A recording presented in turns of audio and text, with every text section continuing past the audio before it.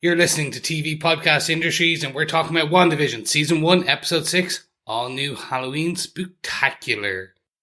Where were you hiding all these kids up till now? What? I assume they were all just sleeping peacefully in their beds. No need to traumatize beyond the occasional holiday episode cameo, am I right? No, You were always the empathetic twin. I didn't... Hey, don't get me wrong. You've handled the ethical considerations of this scenario as best you could. Families and couples stay together. Most personalities aren't far from what's underneath. People got better jobs. Better haircuts for sure. You don't think it's wrong? Are you kidding? I'm impressed. Seriously. It's a pretty big leap from giving people nightmares and shooting red wiggly woos out of your hands.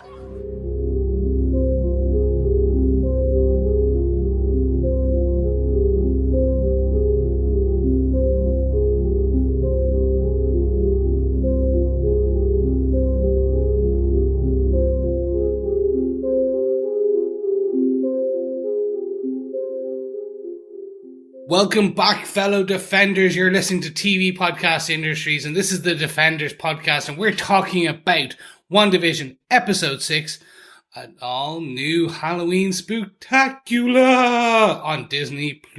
Yes, I am one of your hosts, Chris, and I am joined by my spectacular or spooktacular co-hosts. Yep, I'm one of your co-hosts, Derek. Happy Halloweeny, fellow Defenders. I am one of your other hosts, John. Yes, boo. Well, happy Valentine's Day. It's a bit of a weird episode to have around Valentine's Day, wouldn't it?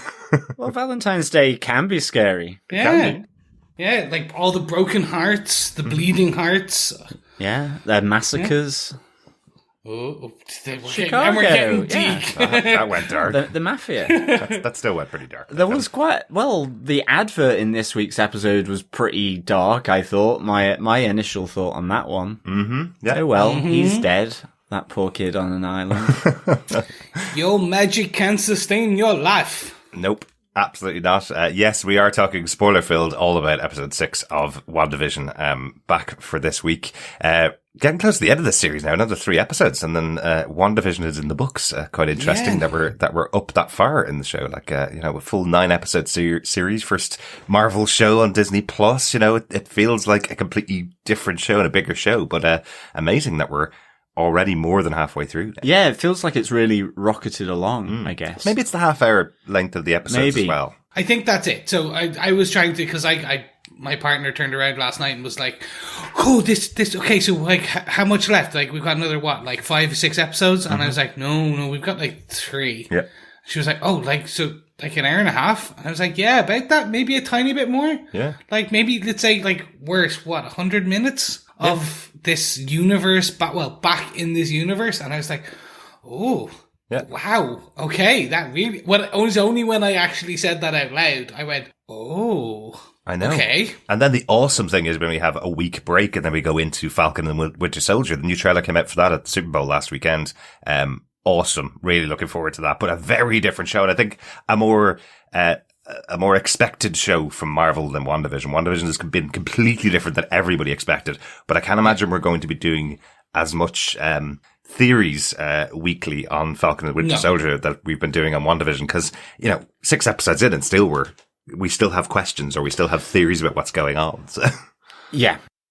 Yeah, I think Falcon and Winter Soldier is going to be very much the noir thriller kind of action set piece. Yeah, buddy movie. But yeah, it's going to Lethal Weapon, but with wings.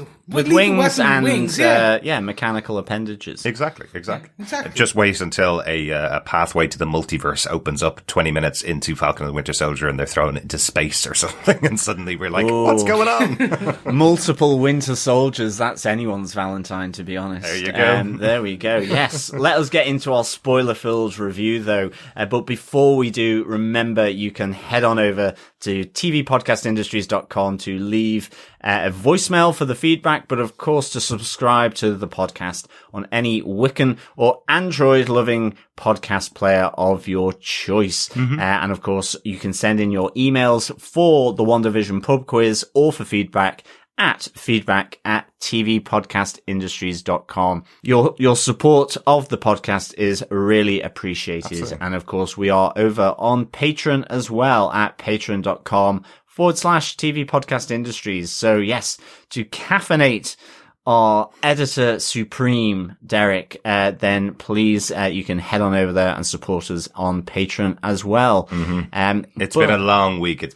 do need caffeination. Just a reminder as well, our giveaways for our feedback section and for our pub quiz are going on at the moment. They'll be closing down at the end of this season, so make sure you send in your answers to the pub quiz and your feedback to us, and you'll be in with the chance of getting your hands on some WandaVision Funko Pops, 2 for the feedback and 2 for the pub quiz. So make sure you get them in before the end of the season. Lots of great feedback this season as well. But speaking of that, we need to first discuss the episode before we can discuss the feedback. So gentlemen, I think it's about time we jump into the one, the only, episode 6 of WandaVision, an all-new Halloween Spooktacular. I just really enjoy doing that. I don't know why.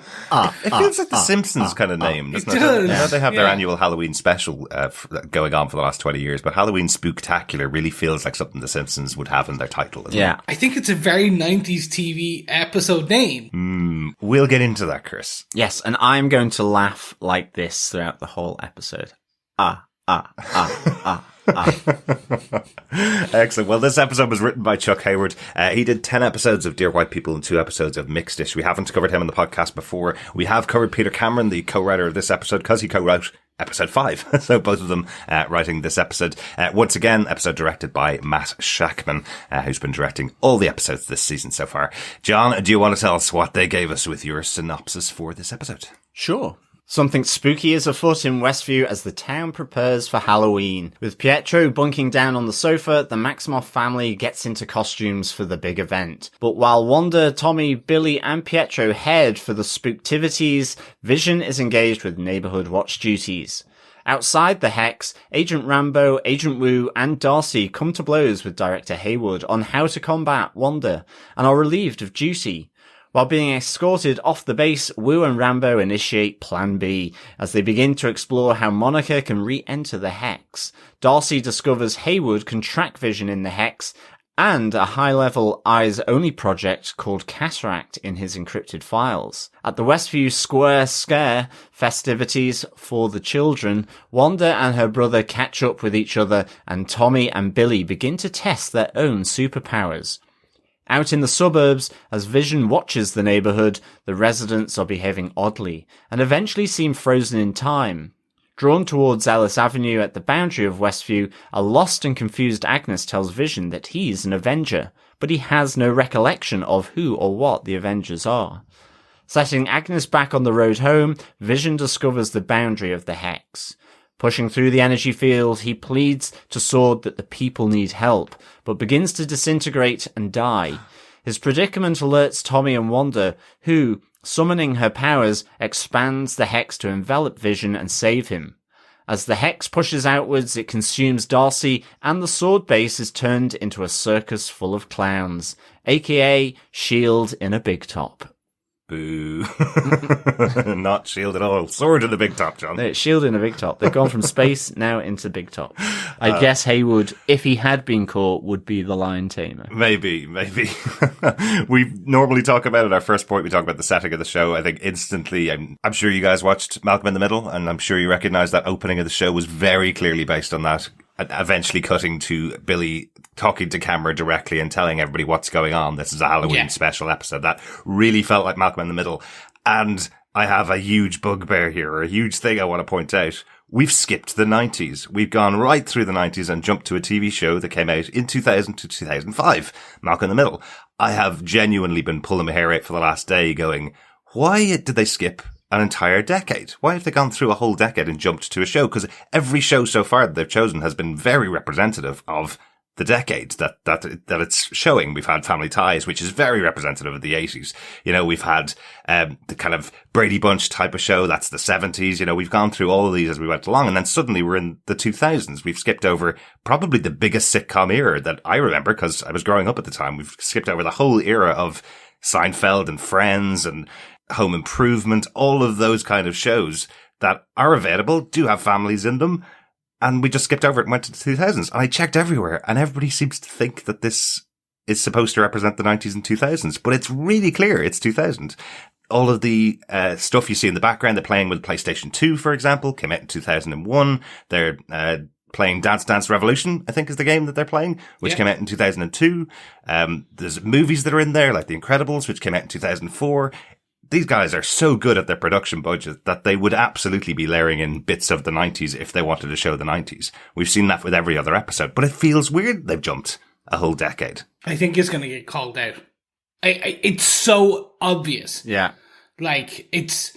Now, in my head, Malcolm in the Middle is 90s because in my head it came out in 1999, but it didn't. Yeah. It came out in 2000. Yeah. And actually in Ireland, it wasn't until probably closer to 2001. Mm-hmm. And it was on for 5 seasons as well, so it was running all the way into the mid-noughties as well. So, so when you think about it like that, and we've talked about other shows that went from the 80s into the 90s, but they're predominantly, like Family Ties, went on for 5 or 6 seasons, but predominantly it's known as an 80s show, 80s fashions, 80s style, 80s sensibility, and everything like that. What did make me laugh was so many of the big sites, you could tell that they'd written their template for this week's review so they could get it out quickly.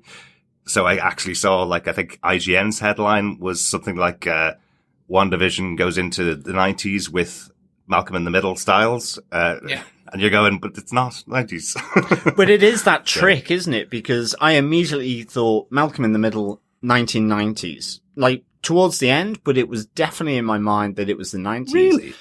But then realizing it was actually in 2000 to 2005, I was like, oh, okay, like, what's going on here? Yeah. So definitely it must get called out.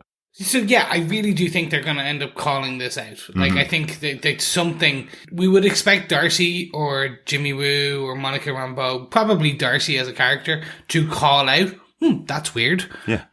If she had time to watch this whole episode. Yeah. But they're doing other things in this episode, which we'll discuss later. Yeah. So I think it may get called out. It may be just, we're like, as we already said, the clock is ticking in terms of timings.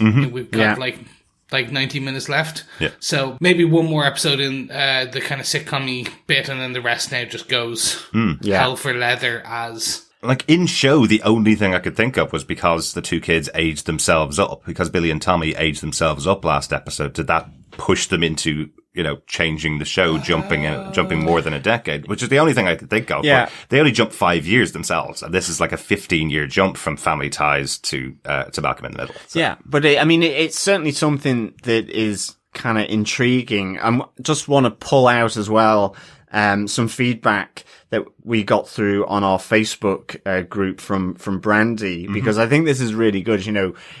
Is something going to happen? But, Brandy goes, it definitely feels like we skipped the 90s. Could there be a lost episode? And the bit I really like from her feedback, or that we're like a flashback episode will be set in the 90s. So maybe the next one, we were talking about how the 90s, say something like Roseanne, was a bit more gritty in terms of how they looked at the family, like all the strife and, the antagonisms within the family. A bit like Malcolm in the Middle did, in a real heightened way. Yeah. And maybe as this is getting a little darker and darker, seeing what happens with Wanda, that there's some kind of flashback episode, which would also just be a really good nod to sitcoms as well. But like you were saying, Brandy also says it could be something about the speeding up of the timeline with the kids aging up 10 years. Or possibly just outside influences. So, really, real great little bit of feedback there from Brandy, which really, sort of ties into this point. That's a good one. I'd love the idea that they do it like in the way Friends used to do, where they do a flashback episode 10 years before. Exactly. So it starts off in current times, and then it goes back to the 90s and covers something in there. That'd be quite funny. We could get Fat Wanda. Like Fat Monica. Well, maybe. Maybe. That'd be hilarious. They might go that way. I have to say also, having grown up in a family with 4 older brothers and my mother being the one in charge of the household, my father kind of being one of the other kids, Malcolm in the Middle really did feel like a show that was just filmed in my house and put on TV every week. It's exactly that chaotic. So definitely a favorite. So loved that and loved the setting here. Loved having the kids, kind of play those parts, in here as well, because this is the first episode. We've only seen, one episode with the two kids before. Now we see Billy and Tommy, slightly more grown and much more central for the episodes this time. So quite interesting. Lots of other stuff in there. Anything else about the setting for the episode that you guys want to talk about? Not really. I think, like you said, it's just very it screamed, not even just the intro. Yeah. I mean, just in general, every part of it that was sitcom-esque screamed Malcolm in the Middle. Yeah. Mm-hmm. The Halloween festival in the square. The Halloween Westview Square Scare. There you go. That's really difficult to say, isn't it? Yeah, it really, actually is. I'm like, I don't know, Agnes said that how many times in that? Like that's the only reason I know how which way around it is, because she goes, "Where's the Westview Square Scare?" And Vision goes, "At Westview Square." Like, you know, he just kind of goes, "Well, obviously," but yes, really, really good. Yeah, it did really feel like that Malcolm in the Middle thing. And we've kind of mentioned the score for the whole series has been really, really good and indicative of each of these time periods. I have to say the incidental music that's being used in transitions for scenes in here is so like Malcolm in the Middle. We watched an episode last night just to make sure we were right, but the incidental music that's being put there in between scenes is just fantastic. It's so perfect. Really, really good. Let's get on to some more points about the episode. Probably the biggest thing that's going on here, we saw that reveal of Pietro arriving into the show with a brand new face at the end of last episode. And this episode, we have Wanda and Pietro catching up together. A couple of other stuff that's going on in the setup for the show. We do have everybody in their comic book suits. So I think that's kind of important to kick off with, I suppose. We have Wanda in her Sokovian mind reader outfit, which looks exactly like 60s Scarlet Witch. Yeah, fortune teller. Yes, exactly. Oh, I have Sokovian mind reader. No, you're right. It is Sokovian fortune teller. Yeah, mind reader would be a little bit more on the nose than fortune teller, wouldn't it? We have Vision in his Mexican wrestler outfit, which is absolutely ridiculous. Looks nothing like a normal Mexican wrestler. No. Well, I how many Mexican wrestlers have you met? Well, not met. You're right. But Rey Mysterio, massive Mexican wrestler in the WWE. I've known him for 20 years of his wrestling career, and all those Mexican wrestlers have a similar style, similar masks, that kind of stuff. But I don't think many of them wear capes and diamonds on their head. No, but it's a good gag. It's a good gag to sort of explain away Vision's old costume. Mm-hmm. I really like that. Wanda's costume as well, like real classic. And I really love seeing Billy in his Wiccan costume from the comics with the kind of bandana element to it. Really, really good. They did a great job. Even his hair looks exactly like it does in the comic book. Like it's so cool seeing it straight from the start. That is the opening scene, really. It's Tommy talking to the camera, dressed in his Wiccan outfit. And I love his brothers kind of nudging him, kind of going, "Oh, you nerd," dressing up in cosplay, you know? But later on, obviously with Pietro there, their cool uncle takes Tommy out to get his outfit. So, both of them dressed as Quicksilver, basically, because both of them have speed powers, but both of them dressed as Quicksilver, right? We don't get Speed's costume as such. It's not that dissimilar, to Speed's costume in the comics, but the idea being he has the same powers as his uncle, so the two of them dressing up in the same way. And in terms of Quicksilver's hair, what was with the horn look on it? Is that kind of how his hair is in the comics? I just couldn't remember. And then that's definitely like the 70s look for Quicksilver. Okay, had the kind of spiky bit, but suddenly for the first time in the entire series, everybody's been talking about Mephisto being in this show for some reason, even though there's been no point to it, no moment in the show where this could happen, but it looks like Mephisto's hair, only silver. It has those points on it.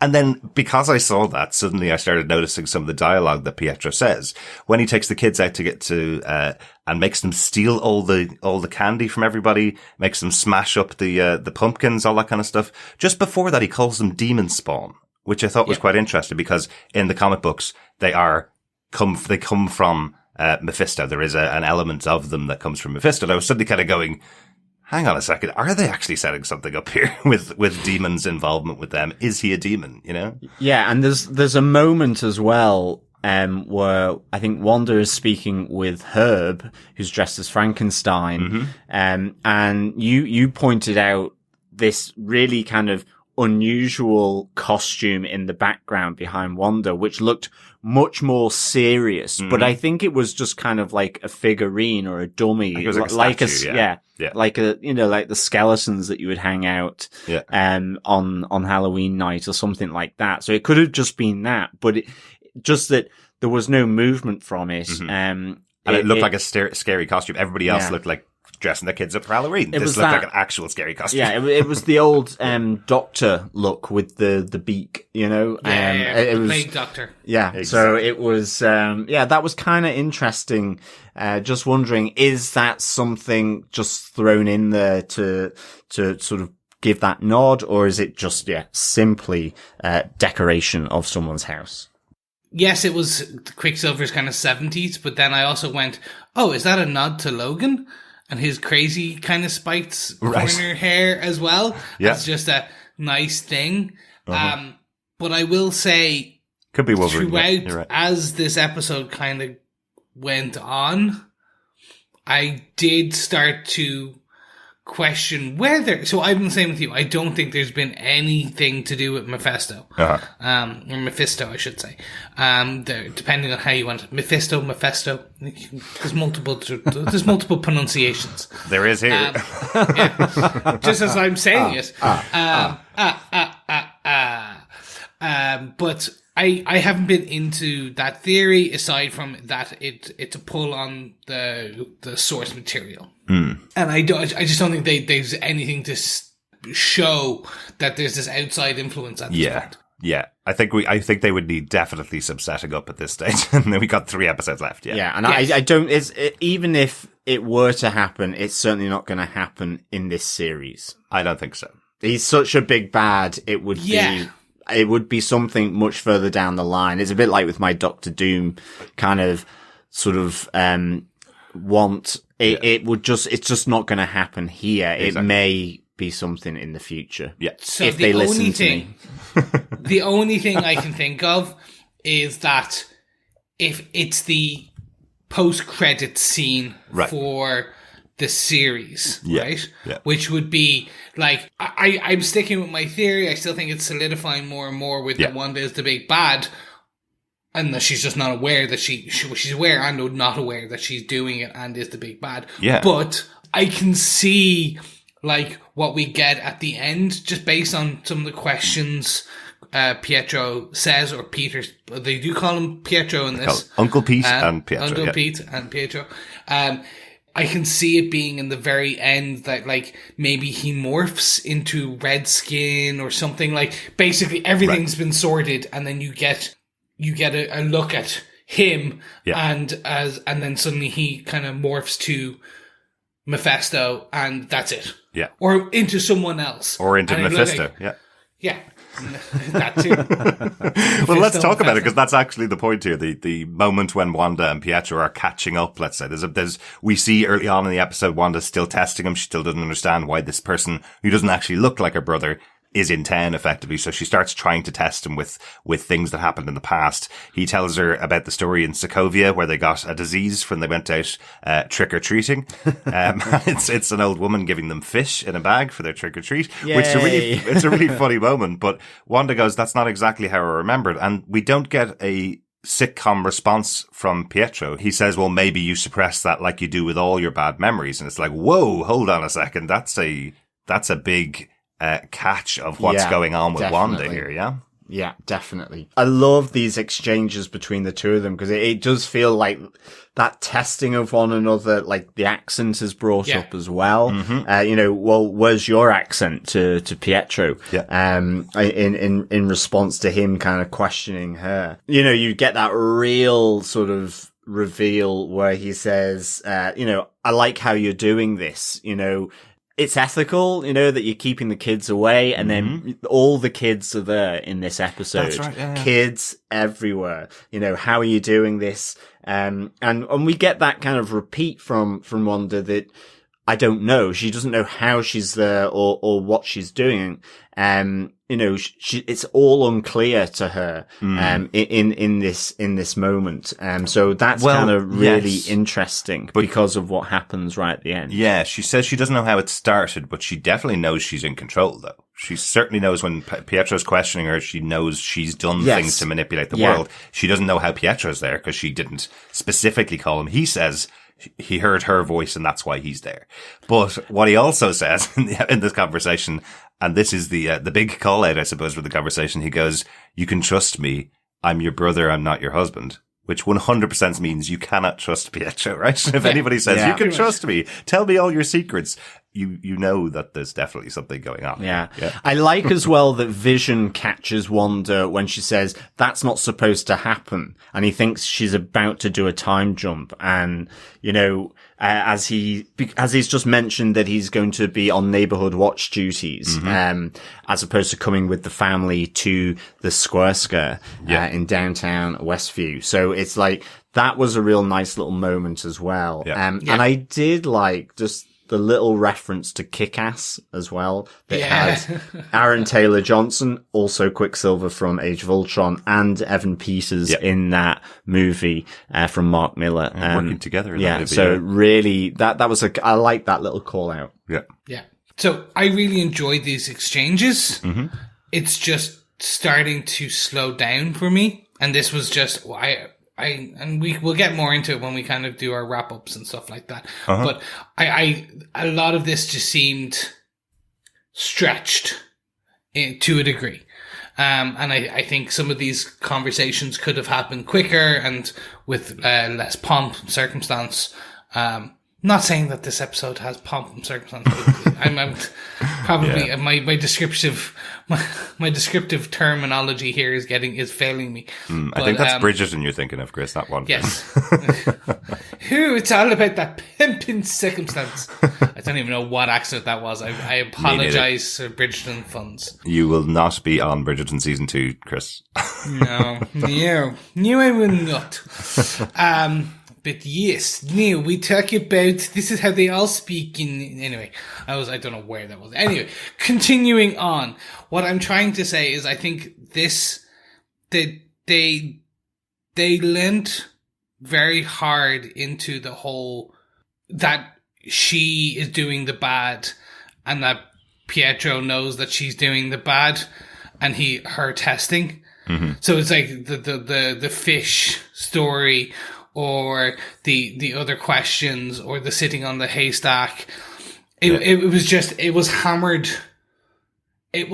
home. Yes. And what I started to feel, and not saying I didn't enjoy this episode, just saying what I felt was this was the episode, and this was the sections of the dialogue, the narrative, where it was like, hey, let's remind you where all the chess pieces are on the board. Yep. Who's doing what, who knows what, who the good guys are, who the bad guys are, like, quote unquote. That's what this very much seemed. Even the conversations, like, Wanda, why are you doing this? Why? Well, good to see that you brought all the kids back.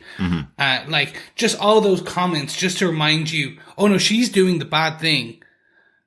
And I think that this is kind of the bluff and the double bluff and the triple bluff. Yeah. They're setting these up so when it actually turns out it's not Wanda, or it's Wanda, but it's not Wanda's doing it, etc., etc., etc. You're like, oh wow, they just reminded us like 60 minutes ago that they said this, but now it's actually this. Yeah, I do wonder, you know, and I obviously will give Marvel credit. I absolutely love Marvel movies and their TV shows. I've loved what they've done, but I don't think any of the Marvel movies that we've walked out from, we've had any questions about anything that happened in the movie. It's very clear about how the movie has gone and what they delivered to the screen. And it's very clear. You don't have many theories after you finish the movie. And there are so many theories going on about WandaVision because nobody knows what happens. There's still another 3 episodes to go plus this one. So this does feel like they're going, okay, everybody, right, stop with the theories. Let's just be clear about a few points here. Yes. And then let's move on with the story. Because if you keep thinking, you keep hitting for the fences and thinking that, you know, this TV show is going to bring in Iron Man by the end of the season, well, let's just reset your expectations here and just calm down. I think so. This is where the show is, and this is where we move on. And I do think it needs to do that. Remember, this is a show that's available for all ages. It's anybody 9 and above can watch the show. So it is supposed to be able to be watched by everybody of every level of Marvel fandom, whether they've seen no movies at all before or all the movies hundreds of times. So I do think they do need to do that when you have a long running series coming out weekly. You need to kind of reset it a little bit and go, right, here we are. So I could be completely wrong, of course, but I would expect that by the end of the season, we'll kind of go, oh, okay, well, we kind of had guessed early on in the season this was all Wanda. As Chris, you were talking about last episode, this is all Wanda. She's involved. She knows most things. She is in control of most things, but there's still that question that possibly somebody else is there as well, because she didn't know how it all began. So grand, now we know that information, we can move on to episode 7, 8, and 9 and get the rest of the story here. So I think you're right. I think that's required in this episode. Yeah, exactly. And it's the level setting and then exploding. It's like, literally that's what this episode was. It was hey, we're going to set your expectations. Oh, okay, now we're just going to expand them slightly. There you go. Yeah, definitely. I think that's how I felt. I know this episode came alive for me with Vision and Agnes. Vision going through the boundary and the whole kind of last kind of third of this. The rest of it I felt was just, as you say, trying to set certain parameters for what to expect. Yes. And it kind of did sort of make me wonder as to whether I liked the episode at the start. I had to watch it like second time, third time. And I mean, this is really good the way it's done, but it didn't necessarily connect with me right from the start, this episode, at all. But look, the ending was amazing. As well. And we'll talk about that in a moment, but let's have a commercial breakdown. Does anybody want to have a commercial breakdown about the Yo Magic claymation commercial in this episode? This really did feel like something that we used to see on TV when we were younger, a claymation character forcing you to eat something that probably isn't good for you, but is being sold as something really good for you. It's like yogurt, but not, because they probably put 25 spoons of sugar into it, that kind of thing. But hey, 25 spoons sugar is still good for you. Not in yogurt. It helps the medicine go down. It does. Also may kill you. But this is definitely the darkest commercial we've had. It's different from all the previous commercials. We don't have the couple that have been in every ad from the beginning. This is claymation. Even the voices aren't performed by them. I would guess anyway. That's very unlikely that either of them provided the voices here. But I suppose it's most dark because it's someone providing magic as the solution to somebody dying, and that person still dies because they can't, let's say, use the magic is my reading on it, because they can't get the yogurt top off. But very dark. Yeah, this was the darkest entry into the commercials, for sure. Like, everything else was all fairly, like, relax in a spa or, luxury goods and all this kind of relax stuff. Spa with even though they had dark undertones as to the story of Wanda, through the movies of the MCU. This was just like immediately, this is dark. I was certainly not expecting the boy on the desert island in the middle of the ocean to suddenly just turn into a skeleton and effectively die. I mean, is this Vision? Is this Pietro? Or is it, it's representative of both of them not being saved by Wanda's magic and her power? But remember, John, and that is that's where she is in her mindset, is that despite, with great power comes also not very great abilities to save people. She can kill people. This still happen. I was trying to do a Spider-Man thing and it didn't really work. Didn't really. No. But remember, John, Yo Magic is only for survivors, which is, again, a horrible tagline for this ad, but it is connecting exactly with Wanda. She's the one that has powers that kept her alive effectively until the snap. But Vision's dead, Pietro's dead. So I do think it speaks to the two of their deaths. We talked about all the rest of the ads, the commercials that we've seen throughout these shows being representative of moments in Wanda's life. This one seems to be right up to date now. We're right up to Infinity War, where she lost, Vision, or Age of Ultron, where she lost Pietro. Maybe that's the connection there. So it's just an additional pinch. Exactly as you guys are saying. It's also, though, she can give magic away, i.e. giving life, but she can't sustain it. So she can give it to them, but it's not going to do any good. That's true, actually, because as we saw, the boy on the island, the claymation boy on the island, does disintegrate slowly over days. And what we have in the later part of the episode, we have Vision disintegrating as he walks outside the hex. So he disintegrates almost the same way, which obviously much higher budget associated with Vision falling apart than a claymation model falling apart. But it's exactly the same thing. She can sustain the life inside, but once they leave, gone. Yeah. But we also see both Vision and Pietro have their death. We have both had their death scenes. Not death scenes, their scene where they are dead, if you will. Yes, exactly. Zombie Pietro, Zombie Pietro and zombie Vision. Or not zombie Vision. Pretty disintegrated Vision. Yes. Yeah. They both, so her magic can sustain a view, but they still die. They're still dead. That's what I took it as. Yeah. Absolutely. Just one quick note on Pietro's death. I love that Evan Peters has the line of, "Look at me dying in the street like a chump," with a couple of bullets, because that was always the kind of thing. Quicksilver is a really well-liked character, and when he was brought into the Avengers and killed off in the same movie, everybody was like, hang on a second, he can run faster than a speeding bullet, effectively. Yet he's shot dead in the street. What? Right beside Hawkeye, who has no magic powers, effectively.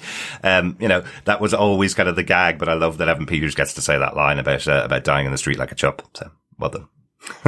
Now we need to talk a little bit about Wanda's powers. It seems like we get a bit more confirmation of how she's manipulating things around the city. She's controlling everything in kind of a close area. Anything that's in her peripheral is happening, but it starts to slow down the further. Like, if she had walked up, things would have sped up and life would have come. But they've been held, the residents are held in this suspended state. Yeah, it's almost like a decay rate of her powers, that it falls off as it moves away from her, at least on I guess, a day-to-day basis, because you can see what she can do when she fully concentrates. But it's like the energy that is required to do that she can't sustain. I like the caution, though, of, that Wanda does to Billy and Tommy to not go past Ella Street. It felt like a Halloween tale. Like, the monsters would get you. It's kind of like the... it's like Red Riding Hood or the witch's cottage in the woods. Don't go beyond Ellis Street. Yeah, absolutely. So that was really nice, and I loved that Vision gets this moment to kind of have that separation from Wanda, and he just sees that. The weirdness as he moves beyond Wanda's sort of immediate vicinity. Yeah. I just felt like that idea of the woman hanging up the decoration and just the tear coming down. So really well good. Yeah. And you saw in the background that the husband was putting out the jack-o'-lantern outside as well, and just taking it back and forth over and over again. Yeah, interestingly, that's really spooky stuff. That's really like Twilight Zone. Yeah, it is. I thought that was really good. And interestingly as well, as he gets further out, so to that other kind of cul-de-sac in the suburbs, that they're frozen, or they're kind of still. But they're still in costume. So they've had the costume change from Wanda, but she's not animating them, in that sense. Yeah. It's not like they're still in 50s costumes. No, exactly. So that was kind of interesting, and just then Vision just removing his Mexican Vision outfit, so and going, and rising up. Yeah. And I thought that was really great, scene. Absolutely. And just one other thing as well, just on the caution to the kids about don't cross Ellis Street. You get the response from Tommy and from Billy that, we know, like, this is not the first time she's warned them to not cross Ellis Street. So that's the permanent boundary of her powers, at least in the episode as we start, let's say. But that is something that they're being told constantly. Don't cross Ellis Street, because if you do, effectively you're crossing the border out of Westview, right? So they know that they can't cross that, even with their new powers here. Don't walk across the threshold of this city. So I like that they had that reaction. We didn't mention that we've got two superpowered kids in here now. We have, Oh yeah, we have, which is pretty big, really. We have Tommy, the speedster, who I love. You saw them walking past the cinema earlier on with The Incredibles playing. I love that the first time he realizes he has these superpowers, he replicates almost exactly like Dash, the kid who's a speedster in Incredibles. He runs back and forth faster than anybody can see, and he's really happy with himself, going woo as he's going back and forth. Very cool. And then Billy takes on his Wiccan powers as he connects with Vision when Vision starts to make that journey through the boundary. We have him suddenly being connected with his father who's in pain. So a really good showing of his powers. And he's able to stop Tommy as well. And Tommy's like, cool. Look at you with superpowers. Yeah, really good. Deadly. Yeah, very cool. And then speaking of powers of the show, herself and Pietro have that conversation where he's talking about her powers and talking about the fact that, she's kind of jumped quite a big bit from the way that we've seen her powers in the past. Oh, yeah. Okay, so she even knows her powers are exponentially growing. Because if we imagine that, if we think that, okay, the reanimation or full reconstitution of her, at least with Vision, she had the dead body or the body of Vision with her. Pietro, she's reconstituted out of nothing, technically. Yeah, let's hope she didn't go and dig up his body on the way to saving Vision. Yes, that's exactly. That's a whole other Halloween special. Yeah, but you're right. Like the whole thing about Scarlet Witch is, her powers came from the experimentation that was done with the Mind Stone, same gem that was inside Vision. So it's done with that experimentation, right? And that's considered science that gave her the powers. Whereas now we're talking about magic with her. Again, comic book version of Scarlet Witch is a magic user, but we've never really talked about her as a magic user like Doctor Strange is, for example. So they're kind of moving her into that realm of being a magic user in this show, which she hasn't really been seen as in the movies. True, yeah. But let's move back to Vision on this one. Absolutely, yeah. That conversation between Vision and Agnes at the border, I suppose, is kind of the starting point of where he goes to, right? So we have that moment again where Vision clears her mind of the control of Wanda, like he did with Norm back in his office, and we have an actual version of Agnes here who's realizing one of the Avengers is here to save her, basically. So she has no memory of him from inside Westview. Was my take on it. When she responds to him, she's going, "Oh my God, it's Vision of the Avengers. The Avengers must be here to save us," kind of thing. He has no idea who the Avengers are, unfortunately. But I thought that was a really interesting conversation here. It feels like she's very different to what we had thought in the past. We kind of see people trying to break these loops that whoever's in control, and we kind of believe it's Wanda now. Wanda has been in control of all these people. We see that they've been trying to break the loops a little bit. We saw that with her. We've seen it with Agnes herself a few times during the season, trying to break these loops a bit. But now she's outside. Now she's back to herself for a second. And instantly she's going, "We need saving, and the Avengers are here to save us." Yeah. And it's also that, again, it's still for me that her husband could be the witness protection person, because, as you say, she doesn't seem to have that connection with Westview in this. Yeah. Like Vision mentions that you're lost, yet this is the town that you grew up in, and she doesn't really respond to that to say, it seems very much that she is a little separated from some of the other residents. See, the way I took that, and again, it's a total guessing, but I thought she was trying to push herself out of the control, and that's why she was so distant from everybody else. She's right at that border of Ella Street. So it looks like she says, "I took a wrong turn in character," when Vision eventually gets a response from her. But that sounds more like I did it on purpose because I was trying to break free from the control almost, you know? But remember, exactly as John said, that the woman who's stuck putting up the decorations, you can see the tear coming from her eye because, again, fighting the control. It's a light control that's on them. We were kind of talking about that from the center of control for Wanda, as it expands out, she has less and less control over people. So either they're frozen or this person right on the border of her control is still fighting against the control of Wanda. And that's what we hear from Agnes as well. She's saying Wanda won't even let us think about leaving. She specifically calls out as Wanda as well. So. The other thing, not only the Avengers, but Vision basically finds out that he is dead, because Agnes, you have that moment where she goes, "Am I dead?" Yeah. And he's like, "No, and why?" He says, "Because you are." So that's another aspect here that Vision is now aware of, from that conversation with Agnes. Like, this whole interchange was great between Agnes and Vision. I really liked it, and it's really indicating, it really reinforces exactly what Monica Rambeau said after she'd just been ejected, that it's all Wanda. And I think that's kind of really good. Yeah. Definitely want to address before we move on from this point that we do have a lot of feedback and people aren't believing that that Agnes was being true in that scene. So I know there is another opinion about this, but you guys think that was all pretty clear, that she was free from control in that moment when Vision gave her that kind of hit to the brain effectively, and that she's becoming herself for that one moment and then returns to this Agnes in Westview afterwards, right?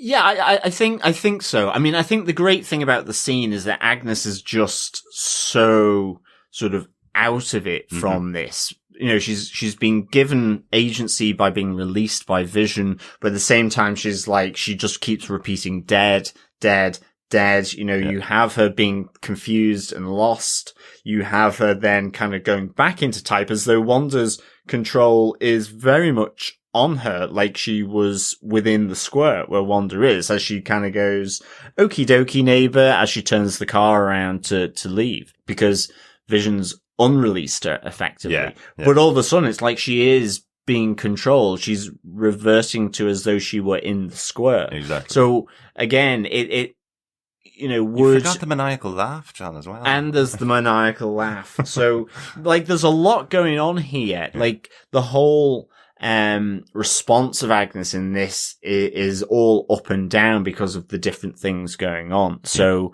that's kind of interesting to me, for sure.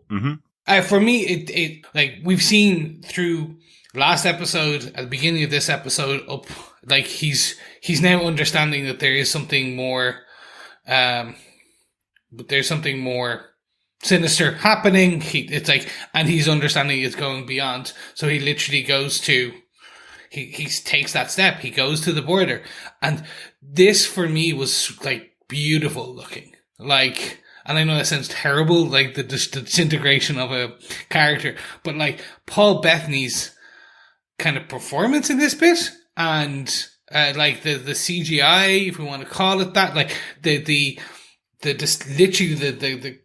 disintegration, like just beautiful. I really hope it was CGI. I hope so. I love that they mixed the three versions of Paul Bettany that we've seen in the show. We have the grey dead version of Vision, we have the alive version of Vision, and we have the human faced Paul Bettany, all mixed into that CGI morphing as bits of him fall apart.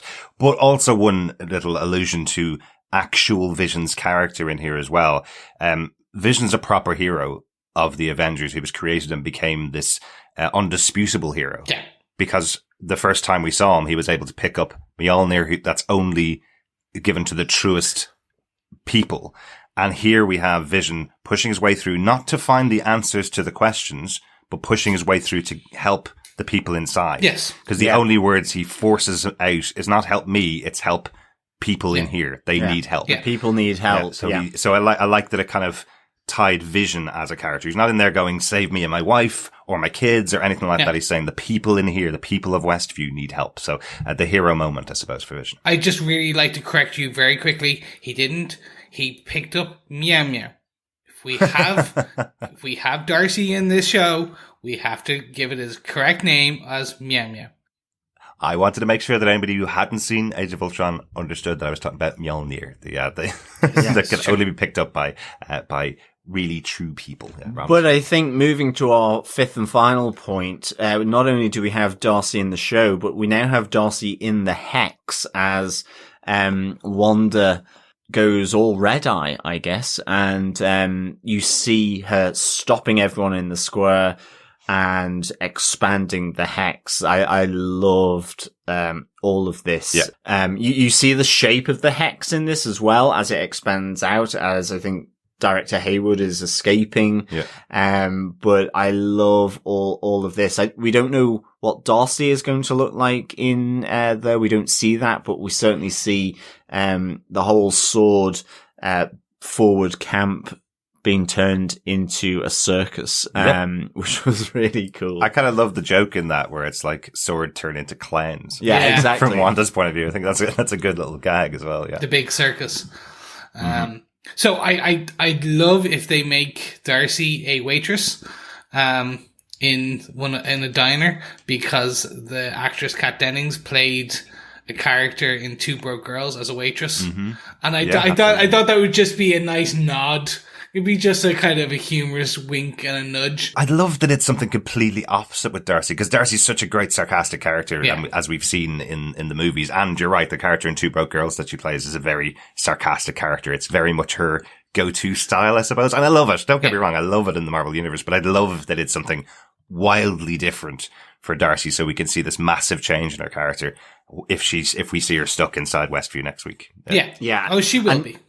And you see Vision as well reforming as the hex expands to bring him back in within its energy field and that whole power. So you see him reforming as Wanda effectively expands it over him. Haywood gets away, and so does Rambeau and Woo as well, because they're off to meet someone. The aerospace engineer. So that's really interesting. Monica Rambeau's guy. Yeah, the guy. Don't know who that is, but certainly, that's another great aspect here, that I guess the protagonists of Hayward and Rambeau managed to escape the expanding hex, and that they're still in the mix here outside of its field. I guess we're probably going to see Hayward now work with Monica, since he's lost everybody else in Sword after kicking Woo, Darcy and Rambeau out of Sword, effectively telling her she's come back and she doesn't know how the world was able to cope while all of the snaps were away, effectively. She's not ready to be in Sword, kicks her out, and then it looks like he's the only person left of Sword, apart from Monica and Woo. So potentially we'll see him kind of regret kicking her out next week. He'll kind of go, maybe we should work together to help everybody inside. I think they're setting up Haywood as a bad person. Obviously, there's very interested to see who the aerospace engineer is. I think that's going to be the big, oh my God moment on social media next week when they show off whoever it is. Like, they got Rhodey to come into the show. Or here's his name's Dr. Richards or whatever. Like, again, I'm too soon. It's too soon for a lot of this stuff, but I think that will be the OMG moment from next episode. Yeah. I get the feeling, and I know we haven't talked about this too much, but I get the feeling from Elizabeth Olsen's comment that somebody huge is going to appear in the show and nobody's guessed who it is and all that kind of stuff. I still think she means somebody that we know already from the MCU. Yeah. I don't think they're going to introduce a brand new character to the MCU that we don't know. I think it'll be a big get, like when we had Samuel L. Jackson appear in Agents of S.H.I.E.L.D., a massive moment where you have a standing Avenger appear on the TV show. Wow, this is cool. Evan Peters, awesome to have him in the show, but they're still not saying he's opening up the Marvel universe from Fox and connecting it. They're just saying he's taken the face of Evan Peters, but he is the character that we saw in Age of Ultron. Yeah. Dead. The obvious one is that it will be Doctor Strange. That's what we'd expect, yeah. But you never know with all of this. But that doesn't really connect with Monica. No, so I still expect we'll probably see Doctor Strange in the series in the future, but I don't think it connects with Monica's assertion. So I think we're probably going to see some kind of engineer that we know in the Iron Man space. Doubt Robert Downey Jr. is going to pop back for this episode of the show. He just finished his contract with Endgame, so I doubt he's going to be the one that will come back. But I do expect somebody that we might see in the future of Falcon the Winter Soldier, maybe. There's been a lot of reference to Captain Marvel, so it could be Carol Danvers. Yeah. So there's that side of things. My as well. guy, Carol Danvers. But you never know. Yeah. It could be anything around that. It could be a Skrull. It could be anyone. Absolutely. It could be a Skrull, yeah. But the other thing as well is we see here that Haywood as well that it is about the asset Vision, Yes. and actually not really anything to do with Wanda. She's the one that's stolen it. That's massive. We see that he's been tracking her as Darcy has hacked his sort of security clearance in his devices. And then, the other thing that's still slightly unknown is this Cataract, project, but that must be something that, has happened, in that testing, that little snippet that we see of him pulled apart in the sword, laboratory. Yeah. Maybe to do with his kind of grayed out white eyes. Maybe. Something like Yeah. that. So I very quickly, I have a theory, and you guys know how much I love my theories. He has such a hatred of superheroes. I think this is going to be like he blames them to a degree for the snap or the whatever we call it, the 5 years. And he was like, you have no idea what it's like to be on, because you cannot rely on superheroes. They have failed. And that is the thing. He was what it was like to live. So he was experimenting as director of Sword. Sword is there to protect the world. Think of it as like very much Avengers 1, where basically you had the Avengers getting annoyed at Nick Fury because he was using the Tesseract to create weapons. And I think that's what this is. It's a new analogous of this, and it will be like, have you not learned? S.H.I.E.L.D. did the exact, like, Monica Rambeau plays the Captain America piece here, kind of like, and we'll get like that kind of pushback, which is, and Vision is the whole, I'm not a weapon, I'm a man. Exactly. Or I'm a human, I'm a puppet, whatever you want to call it. Absolutely, but it is a massive reveal that they're not here to monitor Wanda at all. They really aren't there at all to save the people inside there monitoring Vision, or he definitely is monitoring Vision to retrieve their asset, as we thought a couple of episodes ago. Yeah. I have one last guess on who Monica's guy is as we finish off our episode discussion.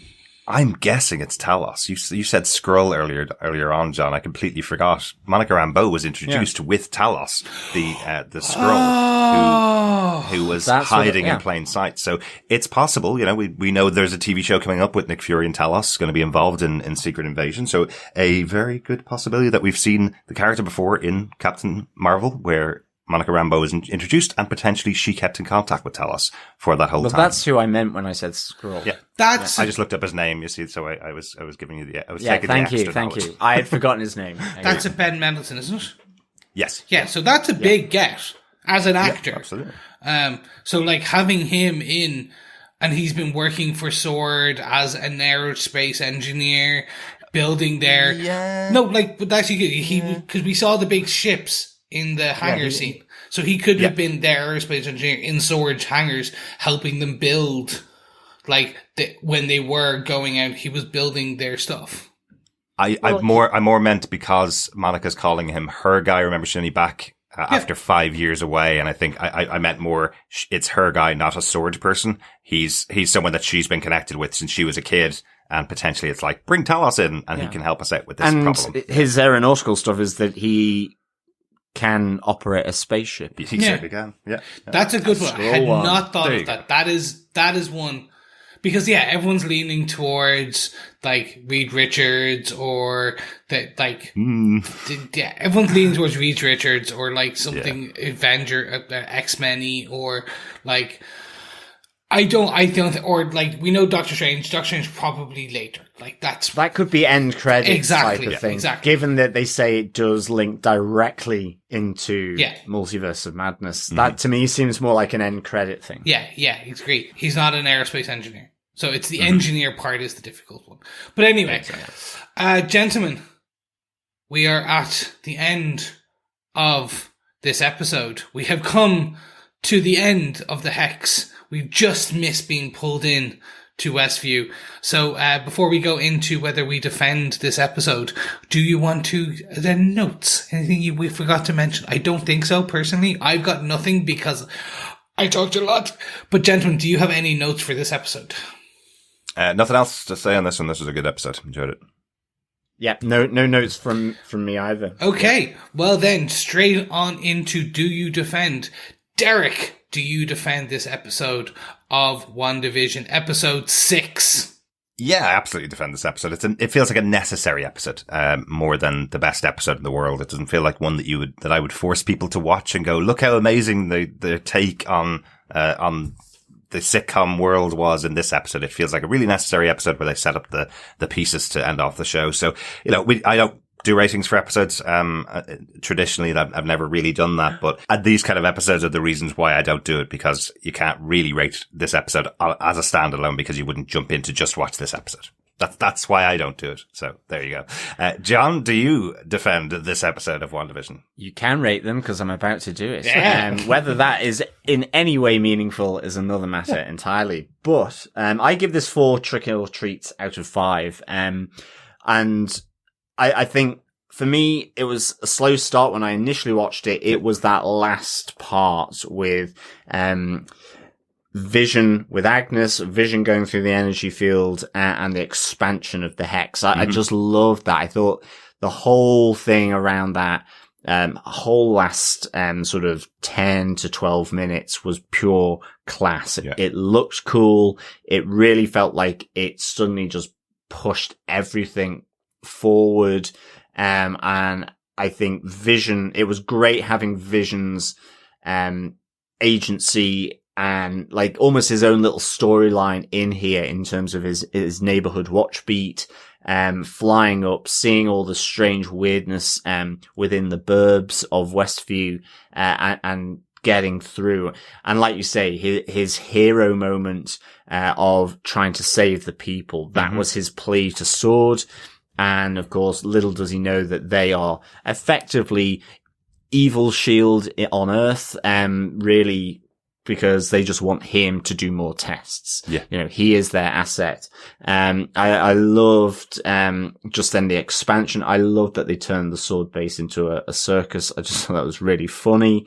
And the 2 little kids, Tommy and Billy, them getting their costumes, getting their powers, really good as well. So on second and third watch, I warmed to the first part, for sure of this episode. And I like the interaction, with, Wanda and, her brother Pietro. And yes, I guess the big thing is you probably can't trust this guy because he knows too much. Like he's been, as you say, watching him on TV. And he also said, trust me, which is big red flags, big red flags. So yeah, really looking forward to these last 3 episodes. Only an hour and a half. So it's almost basically just over an episode left to go under normal hourly rules, of TV shows.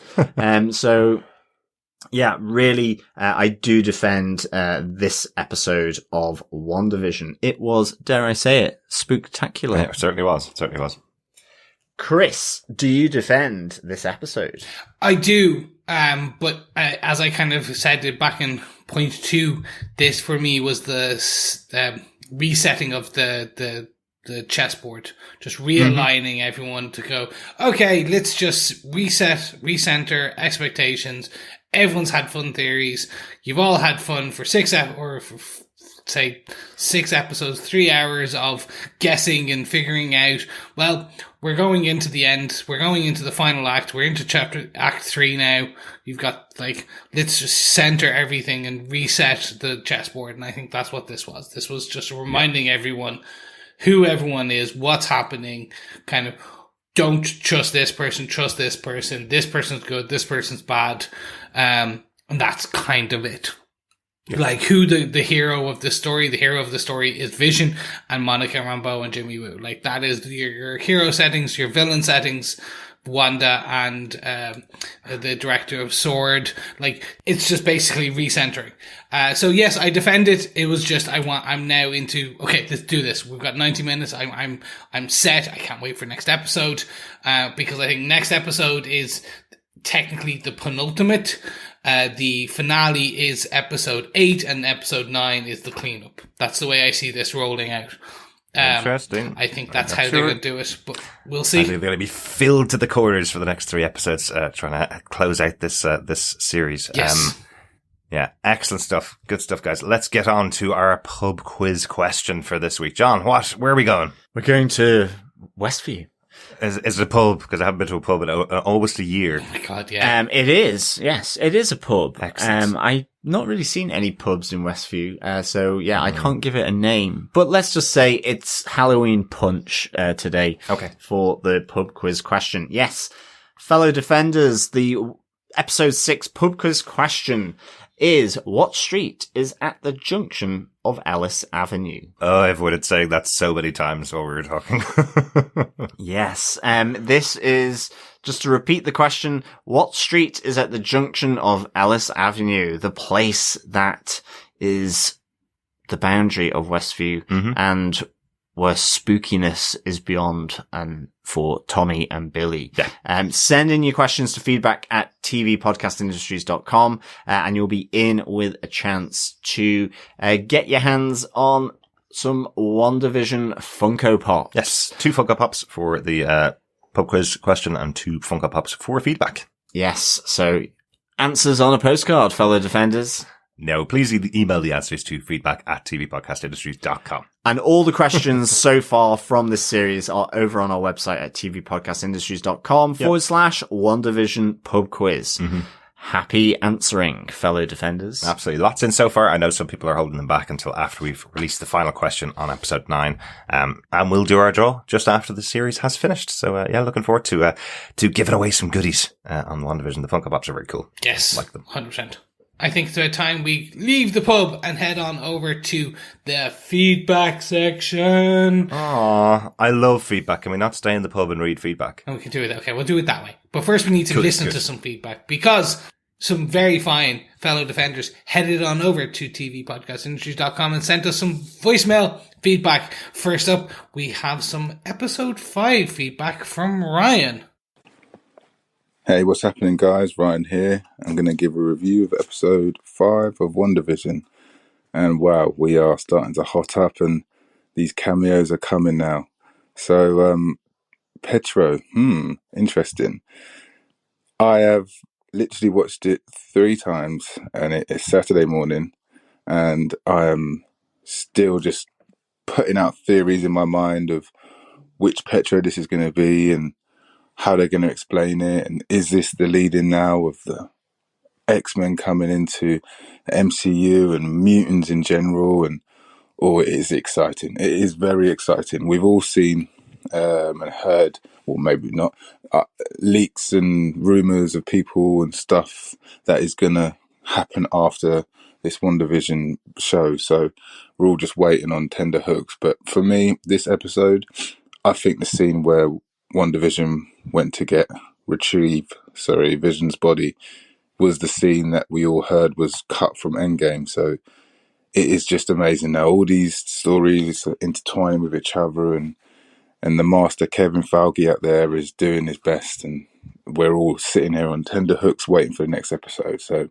like I said, I think this episode was amazing. It's all building up and I can't wait for next week.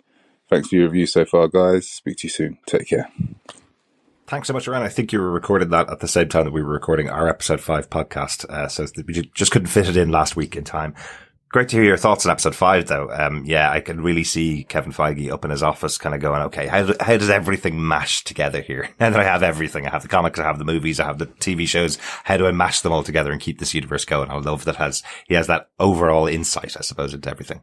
Yeah, thanks so much, Ryan. It really is sort of building up really, really nicely. And yeah, I mean, even just having the Wanda getting Vision's body from the laboratory, it was just really good.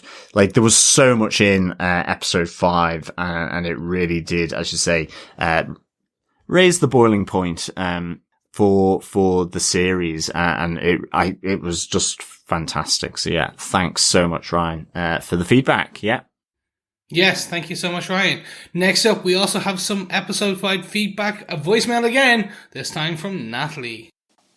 Hi guys, I just finished watching the crazy episode that was episode 5 of WandaVision, and I wanted to throw out some of my musings about where I see the show going, particularly with the reveal that Wanda stole Vision's body, and also her comments that she didn't really know how all of this started and blah, blah, blah. And I mean, obviously she could be lying, but I feel like Sword was definitely experimenting on Vision because, I mean, the whole point of the organization is sentient weapons, and Wanda found out and she went to go rescue his body.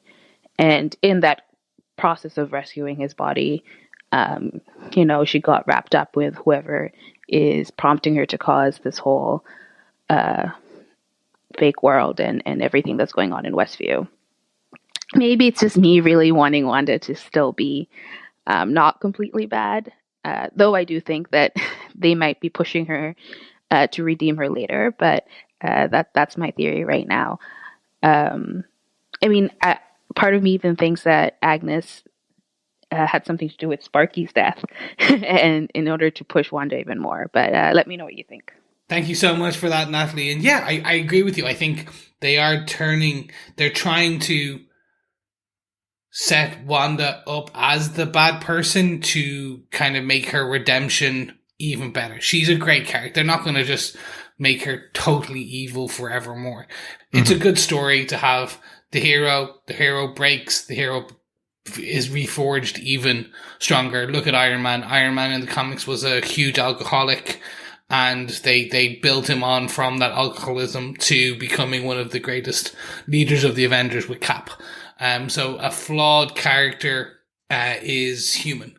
To err is to be human. So it's that kind of way. Absolutely, yeah. I love the idea, Natalie, and I kind of think if she is the villain of the series, and I think we're getting a little bit more information that way. If she is, she doesn't know she is, I think is where we are at the moment. She feels like she's doing everything. And I think that conversation we had this episode with Pietro saying to her, well, if you are in this situation, the choices that you've made, I suppose, aren't that bad. You keep the kids in bed the whole time, so they're not really involved. So you're only really manipulating the adults, and that's not that bad, right? So I kind of like that. So maybe she'll get an insight that she is the villain and then stop doing what she's doing. Maybe that's the way they'll go as the season goes on. So nice to hear from you, Natalie. If anybody else wants to send us in any voicemails, go onto the website at tvpodcastindustries.com and you can record up to 90 seconds of your thoughts. Yeah, thanks so much, Natalie.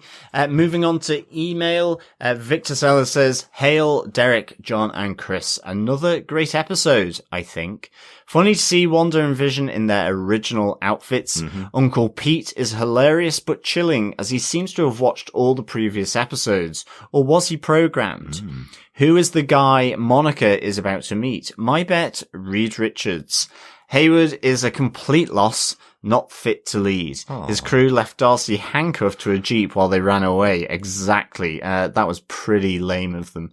No wonder they were transformed into clowns in Wanda's expansion. Victor continues, I'm eagerly awaiting the reveal of the entity suspected here. Could he be Agnes's never-seen husband? I'm hoping for my favourite. He is not one to sit on the sidelines while the game is afoot. As always, looking forward to your podcast. Excelsior, Victor Von Doom. Excellent stuff. Thank you, Victor. And maybe your favourite is Von Doom, old Victor Von Doom. Maybe. So maybe. That's some really good teasing there, Victor. I'm reading your clues there, hoping your favourite. He's not one to sit on the sidelines when the game is afoot. And all I'm thinking of is Robert Downey Jr. played Sherlock Holmes. Is it Iron Man that Victor's hoping? Yeah, that's true. Yeah, Sherlock Holmes vibes from the game is afoot for sure. Yeah. Yes, thank you so much, Victor. For me, I don't know. I've seen so many on social media in the last 24 hours. Everyone's just putting up John Krasinski in that Boss Logic photoshopped. Again, they could. Yeah. They literally, it's Marvel. They could. Yeah. That would be beyond OMG. That would be OMG. OMG. I guess that's what's beyond OMG. I just don't want everybody to be disappointed. I think setting up having Reed Richards come in on the first TV show when the movie is probably 4 or 5 years away, maybe, or 3 or 4 years away, maybe. I think it's kind of going, oh, well, maybe you might have at least something from the announced TV schedule where we've had casting announced for them. Maybe this will just be a way to tie the TV shows together or something like that. Or someone from the cinematic universe appearing, in this one that's already been in the cinematic universe for a while. I think that's where my head's at. I'm just hoping people aren't going to be disappointed with whoever they do have lined up to be in the show. I know we weren't on The Mandalorian, and that's the comparison that's being drawn. So eager to see what way they're going to do it. Let's pop on over to Facebook. Thanks so much for that piece of feedback, though, Victor. Let's pop on over to Facebook. First up is Brandy Ellis Anderson. She says, just watched and I yelled, yes, vindication, because I think my theory on Monica's powers is on point and the rest of the episode happens and I'm just back to, well, I didn't see that coming. She really liked Hayward's "and which one of you is the sassy best friend" reply to Monica and Darcy, though we all know that's Darcy. But then you had to go and just make it so much worse by bringing up Maria's death as a weapon against Monica. Yeah, what a douchebag. Absolutely. That moment with the kind of fight between these two people, Hayward and Monica, remember those two are supposed to have known each other for years before this point. And he's saying, I'm glad you were gone because you never would have been able to stand up like the rest of us did. I think that's a really good catch there, Brandy. Brandy continues, I heard a theory about the commercials thing, that they tie into the Infinity Stones. The toaster was the Mind Stone or the Power Stone. The watch is the Time Stone. The soap is shaped like the Tesseract, which was the Space Stone. And the Lagos spill is the Ether or Reality Stone. If this theory is true, then Yo Magic would be the Soul Stone. I don't know whether that's one that I've heard. I know we've heard we're done with the Infinity Stones. I know we've talked about the powers that Wanda has used in the show seem quite similar to the powers that were exhibited in the stones. But I'm not sure whether the commercials tie into that though. I haven't seen that theory. I might have to look that up. I looked up this theory when I saw our feedback on Facebook this morning. It's one I can't get my head into. It's trying to fit a circle in a square, or a square into a circle. Square peg, round hole, Chris. Which way? Yep. Yeah, either way. Look, hey, a circle technically does fit in a square depending on the size. That's true. Yes. So either way, no, this one seems to me, it's just like, hey, everything's connected to the Infinity Stones. No, we're beyond that now. The Infinity Stones in my head are that this is complete. Back where they should be. Aside from the creation of the characters, it's they're not going to lean heavily into the Infinity Stones as which you did as phases 1 to 3. Mm-hmm. Yeah, no. We're into the next phase, beyond. Yeah. Thanks so much, Brandy. And thank you also for the feedback around the flashback potential for episode 7. That was a good touch. Next up is Ray from Into the Night, the Moon Knight podcast. Okay, so another bumper episode with a few more twists and turns. After consulting my partner Eve, we have a few theories. So Vision and Pietro seem to be more and more independent of Wanda's charade. Could it be that dead people are harder for Wanda to control? What threw me was that Agnes seemed more compliant in this episode until Vision broke the spell on her. Was it geographical? She became frozen because she was close to Ellis Drive. In any case, once Vision put her back, he also seemed to unfreeze her. That's a really good point. I think that's what I thought as well. Like it was like she was within the vicinity of Wanda. If you think her powers are kind of decaying, towards the boundary to the point where she can just freeze them, or hold them. Ray continues, so how is Vision countering Wanda's spell? Perhaps since he held the Mind Stone for so long, it became part of him and gave him the ability to alter minds. Who was Monica's guy on the inside of the Hex? At first I thought she meant Vision, but could it be someone else?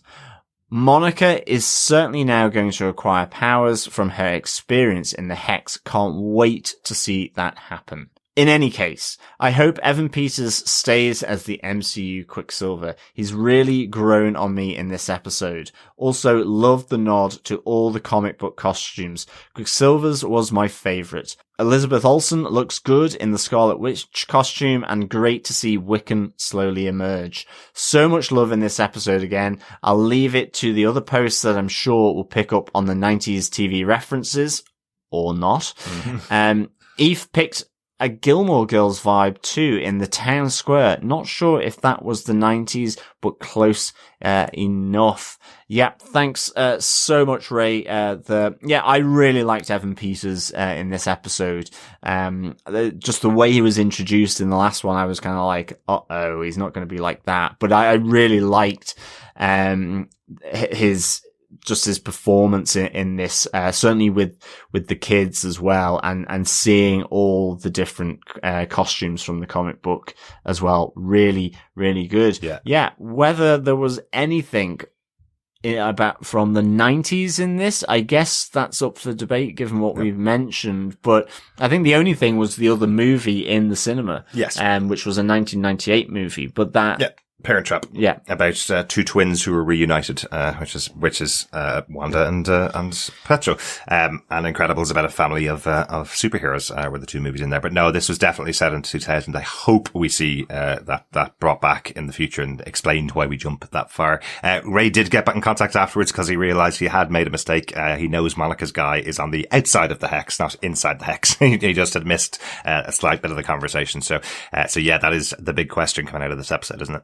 Yeah, and that whole thing with Vision and Agnes at the boundary with Ellis Drive. That doesn't kind of fit with a decay rate of Wanda's powers, because she seems just like she would be as their neighbor. So, well, she was stopped dead, and when Vision puts her back is when she seems to go back under the influence of Wanda. I do think that Ray is right that there's something to do with the connection of the two of them being created effectively from the same stone, that he has some kind of connection to her powers. I think that's partly what it is. Yeah. So, yeah. Great stuff. Yes, thank you so much, Ray. And I agree with you. I think this is the creation point of good old Spectrum. So let's see, or Monica's, Spectrum. Yeah, this is Monica's creation. This is her powers. This is her origin story. So it'd be good to see her now go forward. Very quickly, we'll add, she's also called Photon. She's had many names in the comic book. Yeah. She was Captain Marvel, Spectrum, Photon. She's been it all, but we just know her as good old Monica. She has superpowers on the way. It's in the post, I think is what we're saying. Yeah. Yes. We also have some feedback from Heather Wallace over on Facebook on this episode, who went, I can't wait to see what Darcy becomes in the sitcom world. I don't trust Agnes at all. It's far too convenient that she was on the outskirts of town. Was she waiting for Vision and provoked him into leaving the town so Wanda would be forced to extend the barrier? It can't be a coincidence that she was dressed as a witch in this episode and the others are all in their comic book outfits. That Yo Magic commercial was so disturbing, really creepy, and the first commercial not to feature the actors that I'm so sure are Wanda's parents. The Kick-Ass reference was so good, with both Quicksilver actors being in the film, and also Go Jimmy with the quick moves taking out those soldiers. That was cool. Thank you so much, Heather. I don't know. Everyone, we talked about this.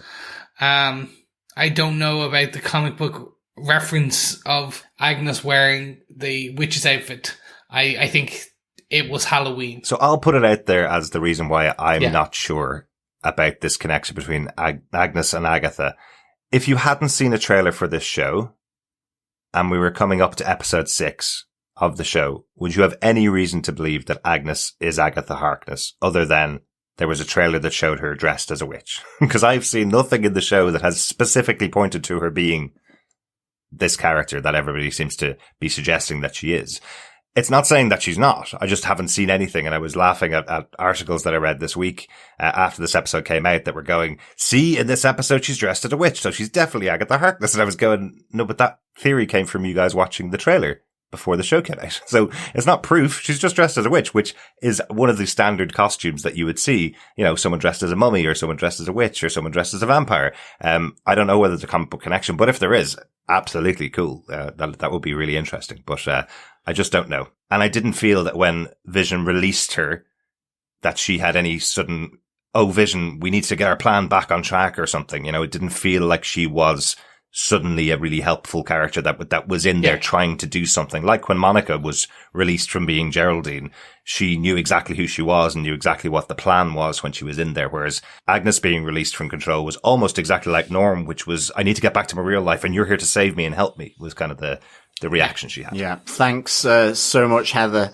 For that. Yeah, I too am looking forward to seeing what Darcy becomes in the sitcom world as well. Cool. It'd be really, really good. Absolutely. Yeah. Also on Facebook, we had Alan Thomas. Alan says, I was not a fan of the theories about how Wanda was not really the she Norm was talking about, that she wasn't really the one creating all this. So I'm glad that now seems to be nipped in the bud. However, there had been so much speculation that Agnes was fully aware of what was going on, and that did seem more plausible. But that seems to be belied by her interaction with Vision when she was in the car.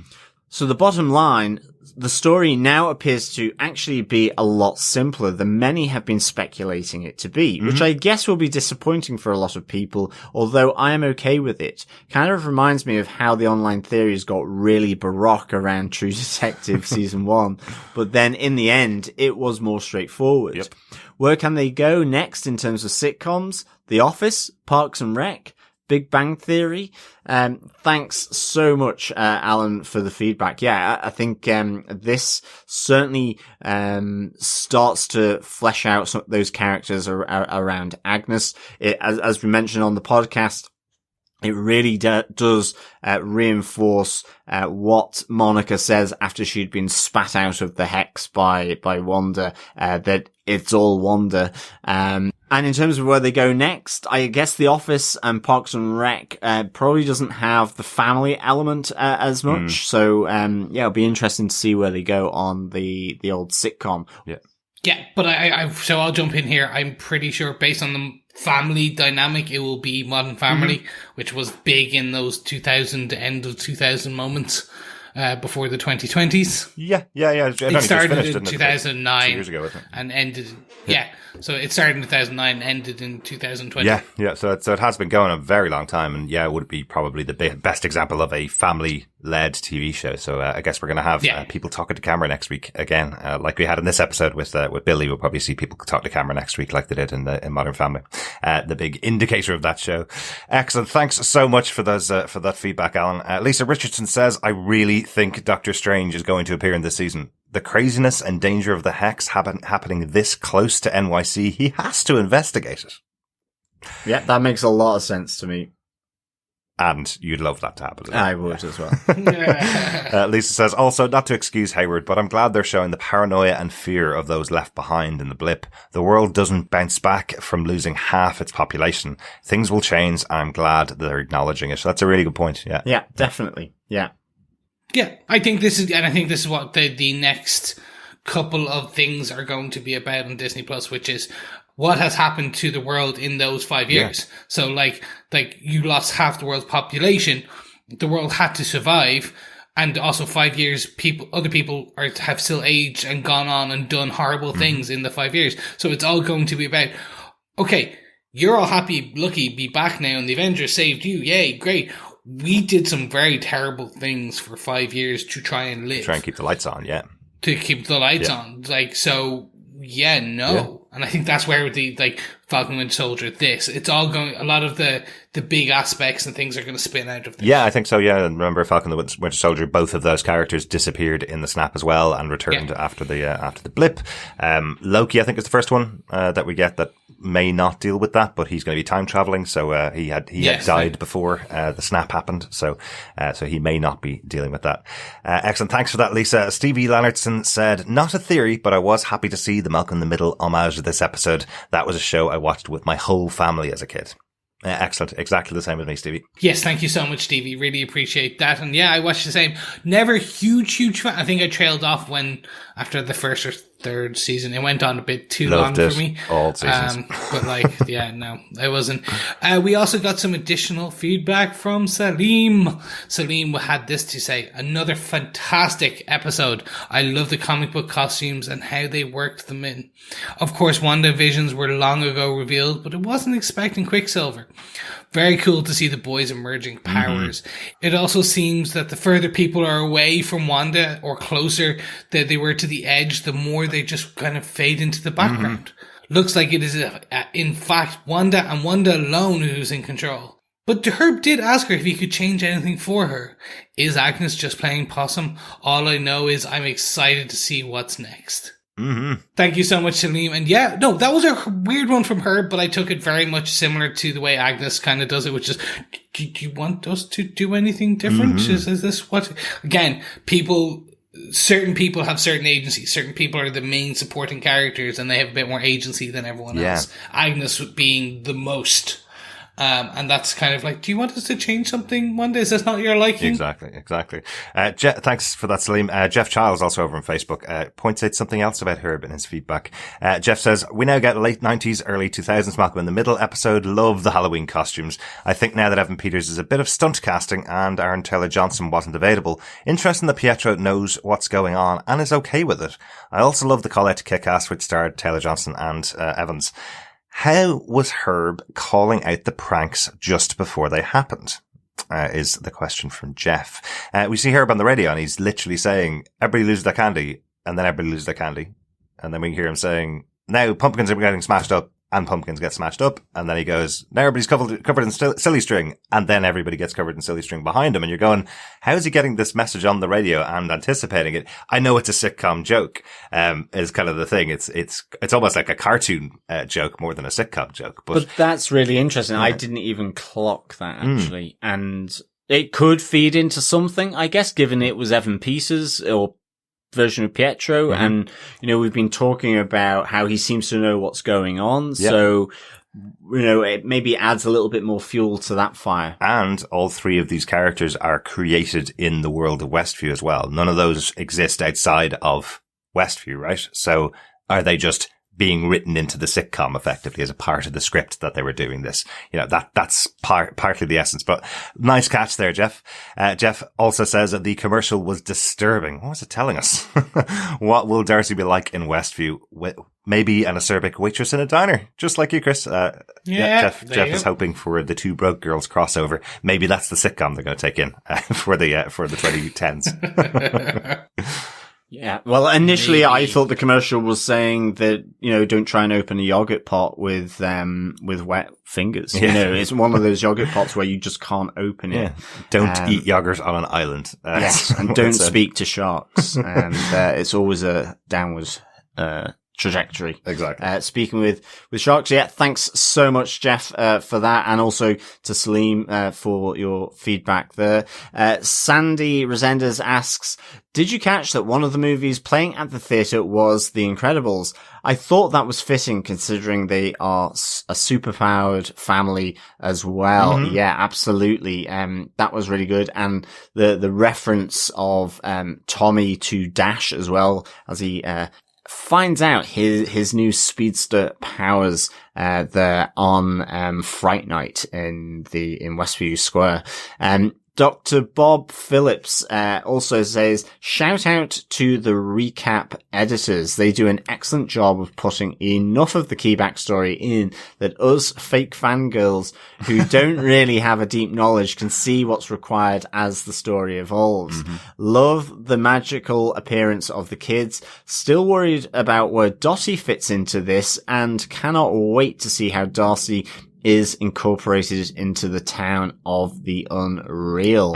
Yes. Yeah, the recap people do such a great job. Those 30 seconds just before the episode. I even saw this time they had the scene from Age of Ultron and they kind of edited two scenes together to make it look like Wanda was there when her brother died. Wanda was nowhere near, Aaron Taylor-Johnson when he got shot in the street. That was him and Hawkeye basically. But it looks like they're fighting side by side and she died right beside him. And I was suddenly going, was that a brand new piece of footage? So I actually had to go and watch the scenes from Age of Ultron to see. But they do such a great job of picking all these pieces from the episodes so far. They've actually used alternate takes and alternate lines sometimes to make sure it's even clearer for the audience that exactly what you need for the episode coming up. So really good job.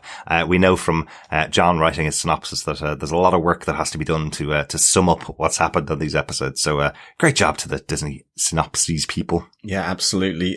Thanks so much, Bob, and also Sandy for the feedback. Really good to get your thoughts. And I don't think that anyone can say they're fake fangirls.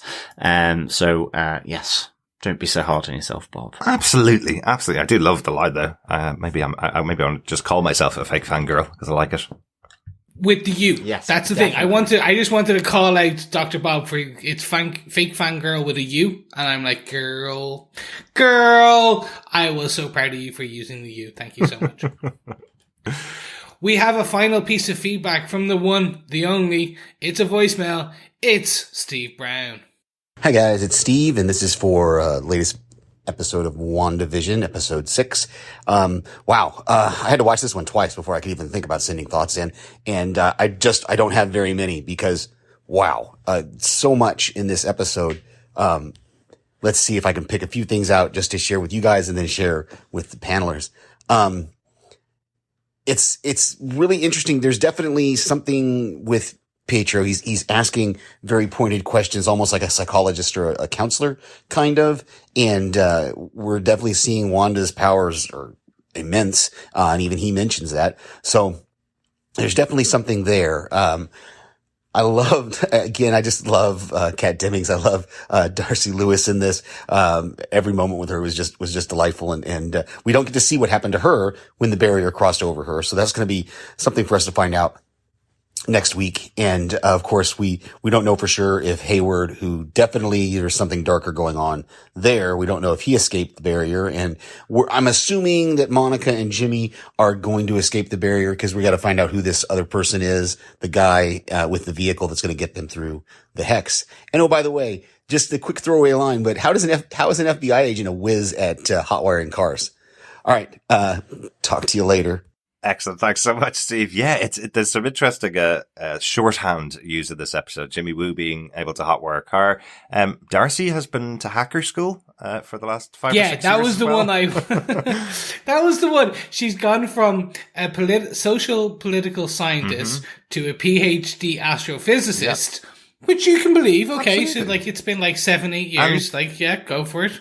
And she spent time monitoring, events with Thor coming to Earth, so maybe that drove her into that field. But I was suddenly kind of going, in the past in Marvel, it'd be things like, we had Quake, in Daisy Johnson in S.H.I.E.L.D., who was a trained hacker that was her whole past.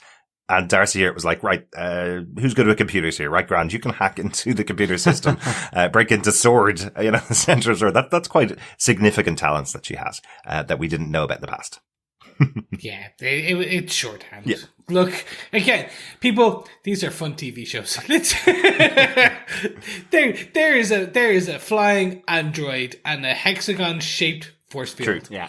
Let's not look too deep sometimes. Well, you never know. Rather than a coffee shop waitress, when she goes into the sitcom, we are getting closer to our current timeline. Maybe she's a hacker in a sci-fi comedy show, coming up into. Oh my god, that would be. Can you imagine if they put her as Quake? There you go. If they actually skipped the sitcom part and did an Agents of S.H.I.E.L.D. take in WandaVision, that would be awesome. Oh, that would be awesome. Yeah, a happy family of the S.H.I.E.L.D. crew. Yeah, exactly. Excellent stuff. Thanks so much, Steve, for the voicemail, and thanks again to everyone for your thoughts, theories, comments, and everything else from the feedback. It really is appreciated. Absolutely. Yeah, just want to give a quick shout out to Steve Brown, who's also covering WandaVision over on Panels to Pixels podcast. He's also covering Snowpiercer at the moment, which restarted with its second season. But I know that himself and Mark, the two hosts of Panels to Pixels, had to actually separate last week, one covering Snowpiercer and the other one covering WandaVision. And I don't know which way they're going to do it from now on throughout the season, whether both of them are going to cover both shows or one's taking one and one taking the other. But was really interesting to hear your thoughts about WandaVision. So go check them out over on Panels to Pixels. Yes, please do. But gentlemen, that is the end of our feedback. And you know what that means? That's the end of our episode. So, much like Wanda saying no and extending the end of the show and bringing in the clowns, we will send in the clowns, extend our force field, and end this episode. Ladies and gentlemen, fellow defenders, thank you so much for listening. We will be back next week on Saturday again with episode 7 as we review it on when it releases on Friday the 19th. Yes, it is the 19th. Yes, Friday the 19th. There you go. That's all my words. That's a lot of F's. Thank you so much. Don't forget, you can also like, subscribe, share the podcast. You can support us over on patreon.com. You can leave us feedback by joining on over at facebook.com/group/TV Podcast Industries. And there's a spoiler post where you see all these amazing feedback. You send in feedback. You, answer the pub quiz. You are in for a chance of winning a beautiful Funko Pop. Yes, we have goodies to give away. 1 for feedback, 1 for the pub quiz. It's gonna be great. They are Funko Pops. They are WandaVision Funko Pops. They are fantastic. Cool. But we love listening to you. We love talking to you. We love interacting with you. But more importantly, we love having you listen. So, ladies and gentlemen, thank you so much. We are ending this podcast because I have been going for at least 60 seconds. There you go. Exactly. Thanks so much for joining us. We will be back next week. Looking forward to talking to you about episode 7 of WandaVision. Yeah, thanks so much, fellow defenders, for joining us. As always, a pleasure chit-chatting with you, everything to do with WandaVision. Remember, keep watching, keep listening, and keep defending, you trick-or-treaters. Bye.